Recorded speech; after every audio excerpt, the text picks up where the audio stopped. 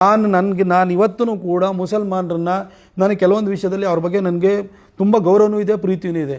ನಮಗೆ ಧರ್ಮ ಸತ್ಯಾಸತ್ಯತೆ ಅವೆಲ್ಲ ಬದಿಗಿಟ್ಬಿಡೋಣ. ಅವರು ಒಂದು ಧರ್ಮದಲ್ಲಿ ಒಂದು ದೇವರಲ್ಲಿ ನಂಬಿಕೆ ಇಟ್ಟಿದ್ದಾರೆ, ನಾವೊಂದು ದೇವರಲ್ಲಿ ನಾವು ಬೇರೆ ನಂಬಿಕೆ ಇಟ್ಕೊಂಡಿದ್ವಿ. ಆದರೆ ಅವರು ಶ್ರದ್ಧೆಯಿಂದ 5 ಸಾರಿ ನಮಾಜ್ ಮಾಡ್ತಾರೆ. ಪ್ರತಿ ಶುಕ್ರವಾರ ಅವನು ಬಡವ ಇರ್ಬೋದು, ಬಲ್ಲಿದ ಇರ್ಬೋದು, ಯಾರ್ಯಾರ್ಬೋದು ಮರ್ಯಾದೆಯಿಂದ ಮಸೀದಿಗೆ ಹೋಗ್ಬಿಟ್ಟು ಪ್ರಾರ್ಥನೆ ಮಾಡ್ತಾನೆ. ಒಬ್ಬ ಕ್ರಿಶ್ಚಿಯನ್ನು ಅವನು ಶಿಸ್ತಾಗಿ ಸಂಡೇ ಮಾಸಿಗೆ ಹೋಗ್ತಾನೆ. ನಮ್ಮ ಹಿಂದೂಗಳು ಕಷ್ಟ ಬಂದರೆ ದೇವಸ್ಥಾನಕ್ಕೆ ಓಡೋಗ್ತಾರೆ. ಹಿಂದೂಗಳಂಥ ಶುದ್ಧ ಸೋಮಾರಿಗಳು, ಹಿಂದೂಗಳಂಥ ಅವಕಾಶವಾದಿಗಳು ಬೇರೆಯವರು ಇರಲ್ಲ. ನಮ್ಮಲ್ಲಿ ದೇವ್ರ ಹತ್ರಕ್ಕೆ ಹೋಗ್ಬೇಕು ಅನ್ನೋ ವೈಯಕ್ತಿಕ ಸ್ವಾರ್ಥ ಇಟ್ಕೊಂಡೆ ದೇವ್ರ ಹತ್ರಕ್ಕೆ ಹೋಗ್ತೀವಿ, ಭಕ್ತಿಯಿಂದ ಹೋಗಲ್ಲ ನಾವು. ಆ ಧರ್ಮದ ಬಗ್ಗೆ ನಿಷ್ಠೆ ಬದ್ಧತೆ ನಮ್ಮ ಹತ್ರ ಇಲ್ಲ. ಅದನ್ನು ಮುಸಲ್ಮಾನರಿಂದ ಕ್ರೈಸ್ತರಿಂದ ನಾವು ಕಲಿಯುವಂಥದ್ದು ಇದೆ. ಏನು ಅರ್ಥವೇ ಆಗ್ತಿಲ್ವೇ ಈ ಕೇಸು? ಎಳೆ ಮಗು ಆಗಿದ್ದಿದ್ರೆ ಓಕೆ, ಏನಿದು ಏನೋ ಗೊತ್ತಾಗ್ತಿಲ್ಲಪ್ಪ, ಗೊತ್ತಿಲ್ಲ, ಈ ಅರ್ಥ ಆಗ್ತಿಲ್ಲ ನನಗೆ. ಸದಾ ಮುಸಲ್ಮಾನರನ್ನ ದ್ವೇಷ ಮಾಡ್ತಾ ಇದ್ದಂತಹ ಪ್ರತಾಪ್ ಸಿಂಹ ಅವರಿಗೆ ಜ್ಞಾನೋದಯವಾದಂತಿದೆ. ಅವರು ಹೇಳ್ತಾರೆ, ಮುಸಲ್ಮಾನರ ಬಗ್ಗೆ ನನಗೆ ವಿರೋಧ ಇಲ್ಲ, ಅವರ ಆಚರಣೆಗಳು, ಅವರ ಒಗ್ಗಟ್ಟು, ಅವರ ಪ್ರಾರ್ಥನೆಗಳನ್ನು ನನಗೆ ಬಹಳ ಇಷ್ಟ ಆಗುತ್ತೆ, ಅದನ್ನ ನಾವು ಹಿಂದೂಗಳು ಕಲಿಯಬೇಕು ಅಂತ ಹೇಳ್ತಾರೆ. ಮುಂದುವರೆದು ಕ್ರೈಸ್ತರ ಬಗ್ಗೆನೂ ಹೇಳ್ತಾರೆ.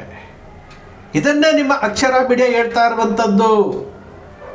ಹಿಂದೂ ಧರ್ಮವನ್ನ ಬಳಸ್ಕೊಂಡು ರಾಜಕೀಯ ಪಕ್ಷಗಳು ಓಟಿನ ಲಾಭ ಮಾಡ್ಕೊಳ್ತಾ ಇದೆ. ಮುಸಲ್ಮಾನರಲ್ಲಿರುವಂತಹ ಒಗ್ಗಟ್ಟನ್ನ ನೋಡಿ ಕಲಿಯೋದಿದೆ.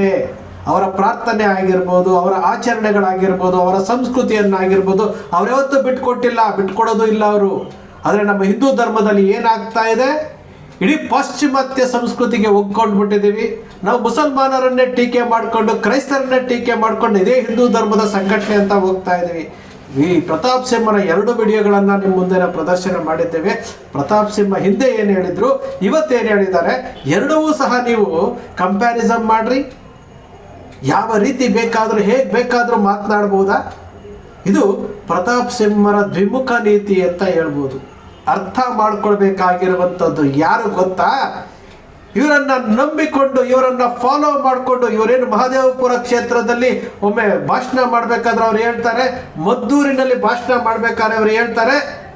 ಇದಾದ ನಂತರ ಇವಾಗ ಕೊಟ್ಟಿರುವಂಥ ಸ್ಟೇಟ್ಮೆಂಟ್ ಏನು ಹೇಳ್ತದೆ ಅಂತಂದರೆ, ಪ್ರತಾಪ್ ಸಿಂಹ ಅವರು ಯಾವ ರೀತಿ ಬೇಕಾದರೂ ಬದಲಾವಣೆ ಆಗ್ತಾರೆ ಅನ್ನೋದನ್ನ ತೋರಿಸ್ತಾ ಇದೆ. ಇದನ್ನ ನಂಬಿಕೊಂಡು ಅಮಾಯಕ ಯುವಕರು, ಹಿಂದುಳಿದ ಮತ್ತು ದಲಿತ ಏನು ಶೂದ್ರ ಸಮುದಾಯದ ಯುವಕರು, ಇವರುಗಳನ್ನ ನಂಬಿಕೊಂಡು ಇವರು ಹೇಳಿದ್ದೇ ಸತ್ಯ ಅಂತೇಳಿ ಮುಂದಕ್ಕೆ ಹೋಗ್ಕೊಂಡು ಕೇಸುಗಳು ಹಾಕ್ಕೊಂಡು ಕೋರ್ಟ್ಗಳ ಮೆಟ್ಲನ್ನ ಹೇರ್ಕೊಂಡು ಅವರ ಜೀವ ಮತ್ತು ಜೀವನಗಳನ್ನು ಹಾಳು ಮಾಡ್ಕೊಳ್ತಾ ಇದ್ದಾರಲ್ಲ.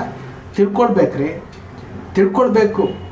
ಯಾವ ಹಿಂದುತ್ವ ಹಿಂದುತ್ವ ಹಿಂದುತ್ವ ಅಂತ ಹೇಳ್ತಾ ಇದ್ದಾರಲ್ಲ, ಯಾವ ಕ್ರೈಸ್ತರ ಕ್ರಿಸ್ಮಸ್ ದಿವಸ ಏನು ದಾಳಿ ಮಾಡಿದ್ರಲ್ಲ, ಅದೇ ನರೇಂದ್ರ ಮೋದಿ ಅವರು ಏನು ಕ್ರಿಸ್ಮಸ್ ದಿವಸ ಚರ್ಚಿಗೆ ಹೋಗ್ತಾರೆ. ಅದೇ CT ರವಿ ಅವರು ಚರ್ಚಿಗೆ ಹೋಗ್ತಾರೆ. ಇಲ್ಲಿ ಈ ಅಮಾಯಕ ಜನರನ್ನ ಮುಂದೆ ಬಿಟ್ಟು ಗಲಭೆ ಮಾಡಿಸೋದು, ಇವರು ಮಾತ್ರ ಅಲ್ಲಿ ಹೋಗಿ ಕರೆಕ್ಟಾಗಿ ಅವರ ಜೊತೆ ಸೇರ್ಕೊಂಡು ನಾವೆಲ್ಲರೂ ಒಂದೇ ಅಂತ ಹೇಳುವಂಥದ್ದು. ಇಂತಹ ಮನಸ್ಥಿತಿಗಳು ಬದಲಾವಣೆ ಆಗ್ಬೇಕ್ರಿ. ಇಂತಹ ಮನಸ್ಥಿತಿಗಳು ಬದಲಾವಣೆ ಆಗಬೇಕು. ಈ ಕಾರಣಕ್ಕೋಸ್ಕರವಾಗಿ ನಿಮಗೆ ನಾವು ಪದೇ ಹೇಳ್ತಾ ಇರುವಂಥದ್ದು, ಪ್ರಾಮಾಣಿಕವಾಗಿ ಜನರನ್ನ ಬಳಸ್ಕೊಂಡು ಈ ರೀತಿಯಾಗಿ ದಾರಿ ತಪ್ಪಿಸುವಂತಹ ಕೆಲಸ ಆಯ್ತಲ್ಲ, ಇದನ್ನ ಯಾರೂ ಮಾಡಬಾರ್ದು. ಪ್ರಾಮಾಣಿಕತೆ ಇರಲಿ.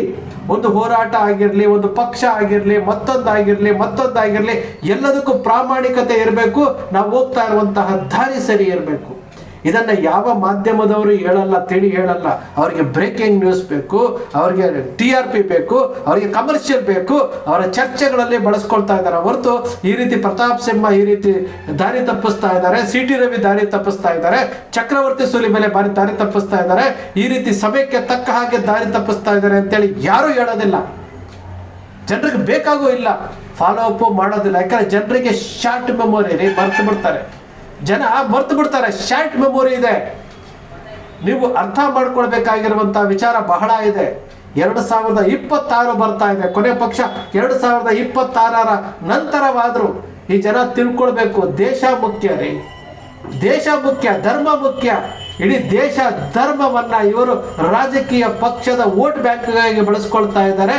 ಪ್ರತಾಪ್ ಸಿಂಹರಂತಹ ಪತ್ರಕರ್ತ ಅಂತ ಹೇಳ್ಕೊಳ್ಳುವಂತಹ ಇವರು ಏಕಾಏಕಿ ರಾಜಕೀಯಕ್ಕೆ ಬರ್ತಾರೆ. ರಾಜಕೀಯಕ್ಕೆ ಬಂದು ಸಂಪೂರ್ಣವಾಗಿ ಬದಲಾವಣೆ ಆಗ್ತಾರೆ. ಅವ್ರ ಹಿಂದೆ ನಾನು ಏನು ಹೇಳಿದ್ದೆ ಅನ್ನೋದನ್ನೇ ಮರ್ತು ಬಿಟ್ರು. ಅವರ ಬೆತ್ತಲ ಜಗತ್ತಿನಲ್ಲಿ ಏನೇನು ಬರ್ತಿದ್ರು ಅನ್ನೋದೇ ಮರ್ತು ಬಿಟ್ರು.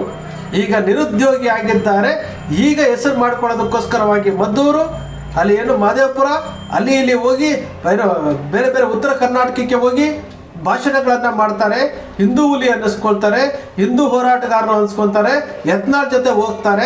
ಈ ರೀತಿಯಾದಂತಹ ಸ್ಥಾನ ಪಲ್ಲಟಗಳಿರ್ತಾವಲ್ಲ, ಇದೆಲ್ಲವನ್ನು ಏನು ಇವರನ್ನು ಫಾಲೋ ಮಾಡ್ತಿರಲ್ಲ, ಇವರೇ ಹಿಂದೂ ಹುಲಿ ಅಂತ ಫಾಲೋ ಮಾಡ್ತಿರಲ್ಲ, ನೀವುಗಳು ಅರ್ಥ ಮಾಡ್ಕೊಳ್ಬೇಕಾಗುತ್ತೆ.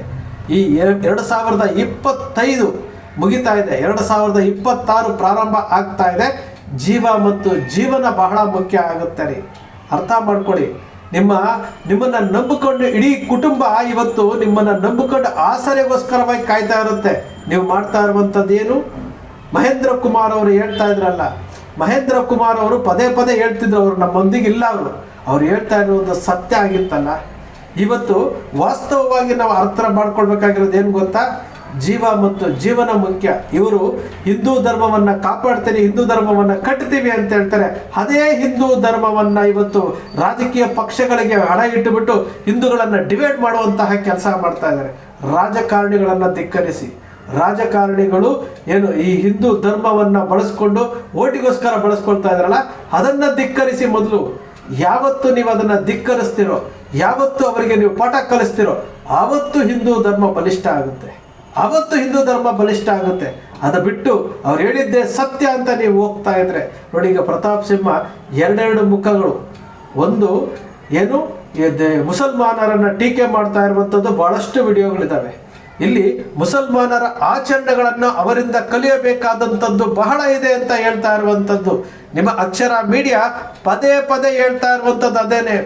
ಇವತ್ತು ಅವರಲ್ಲಿರುವಂತಹ ಒಗ್ಗಟ್ಟು, ಜಾತಿ ಗಣತಿ ಬಂದಾಗ ಅವರು ತೋರಿಸಿದಂತಹ ಒಗ್ಗಟ್ಟು, ಅವರು ಧರ್ಮ ಅಂತ ಬಂದಾಗ ಯಾವತ್ತೂ ಅವರು ಬಿಟ್ಕೊಡಕ್ಕಿಲ್ಲ. ಒಂದು ಧರ್ಮದ ಪ್ರಚಾರ ಮಾಡಬೇಕಾದ್ರೆ, ಒಂದು ಮೆರವಣಿಗೆ ಹೋಗ್ಬೇಕಾದ್ರೆ ಲಕ್ಷಾಂತರ ಜನ ಎಲ್ಲೂ ಸಹ ಏನು ಶಾಂತಿಯಿಂದ ಎಲ್ಲೂ ಸಹ ಅವರು ಗಲಭೆಗೆ ಮಾಡ್ಕೊಳ್ದೆ, ಡಿಜೆಗಳು ಹಾಕಂದೆ ಕುಣಿದೆ, ಅವ್ರು ಏನು ದೇವರಿಗೆ ಯಾವ ರೀತಿ ಸಮರ್ಪಣೆ ಮಾಡ್ಕೊಳ್ಬೇಕು ಎಲ್ಲವನ್ನೂ ಮಾಡ್ಕೊಂಡು ಹೋಗ್ತಾ ಇರುವಂಥದ್ದು. ಇವು ಎಲ್ಲವನ್ನು ನೋಡ್ಬೇಕಾಗುತ್ತೆ ರೀ, ಎಲ್ಲವನ್ನು ನೋಡಿ ಕಲಿಬೇಕಾಗತ್ತೆ. ಪದೇ ಪದೇ ಪದೇ ಮುಸಲ್ಮಾನರನ್ನ ಟೀಕೆ ಮಾಡೋದು, ಕ್ರೈಸ್ತರನ್ನ ಟೀಕೆ ಮಾಡೋದು, ಅವರ ಟೀಕೆ ಮಾಡದೆ ಹಿಂದೂ ಧರ್ಮದ ಬಲಿಷ್ಠತೆ ಅಂತ ನೀವು ತಿಳ್ಕೊಂಡಿದ್ರೆ ನಿಮ್ಮಂತಹ ಮೂರ್ಖರು ಜಗತ್ತಿನಲ್ಲಿ ಯಾರೂ ಇಲ್ಲ. ಅವರು ಪ್ರತಿನಿತ್ಯ ಪ್ರತಿ ಕ್ಷಣ ಅವರು ಬಲಿಷ್ಠವಾಗಿ ಹೋಗ್ತಾ ಇದ್ದಾರೆ. ಯಾಕೆ ಅಂತಂದ್ರೆ ನೀವು ಮಾಡ್ತಾ ಇರುವಂತಹ ಕೆಲಸದಿಂದ ನೀವು ಅವರನ್ನ ಟಾರ್ಗೆಟ್ ಮಾಡ್ತಾ ಇದ್ದೀರಿ. ನಿಮ್ಮ ಟಾರ್ಗೆಟ್ ನೋಡಿ ಅವರು ಬಲಿಷ್ಠ ಆಗ್ತಾ ಇದ್ದಾರೆ. ನೀವೇನಾಗ್ತಾ ಇದ್ದೀರಿ? ಇಡೀ ಧರ್ಮವನ್ನ ಬಳಸ್ಕೊಂಡು ಇವತ್ತು ರಾಜಕೀಯ ಮಾಡಲಿಕ್ಕೆ ಹೋಗ್ತಾ ಇದ್ದೀರಿ. ಪವಿತ್ರವಾದಂತಹ ಹಿಂದೂ ಧರ್ಮವನ್ನ ನೀವು ಓಟಿಗೋಸ್ಕರ ಬಳಸ್ಕೊಳ್ತಾ ಇರೋದ್ರಿಂದ ಧರ್ಮ ಇವತ್ತು ಸಡಿಲ ಆಗ್ತಾ ಇದೆ. ಸ್ಯಾಟಲೈಟ್ ಚಾನೆಲ್ಗಳು ಬಳಸ್ಕೊಳ್ತಾ ಇದ್ದಾರೆ, ಹೋರಾಟಗಾರರು ಬಳಸ್ಕೊಳ್ತಾ ಇದ್ದಾರೆ, ಪಕ್ಷವೂ ಬಳಸ್ಕೊಳ್ತಾ ಇದೆ. 100 ವರ್ಷದ RSS ಇವತ್ತು ಏನ್ ಮಾಡಬೇಕಾಗಿತ್ತು ಎಲ್ಲವನ್ನೂ ಮರ್ತಿದೆ.